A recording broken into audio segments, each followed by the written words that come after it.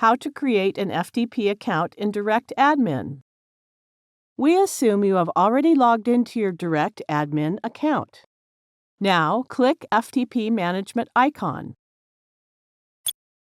This is the interface where you can create new FTP account and manage existing accounts. DirectAdmin has already created a default FTP account for this hosting account. You can't delete this default FTP account. Let's create an additional FTP account. Click Create FTP Account button.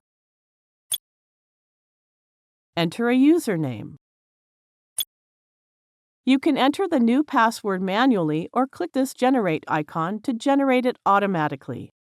Click the Password Generator icon. There are 4 different types of accounts that you can create depending on the extent of access you wish to grant to the user. The path for the root directory is given for each type of account. You can also provide your own path of the custom folder you have created for the new user. Select any one of the given options and click Create button.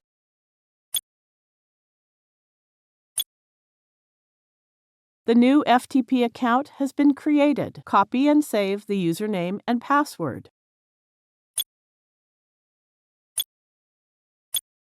You now know how to create an FTP account. Thank you for watching.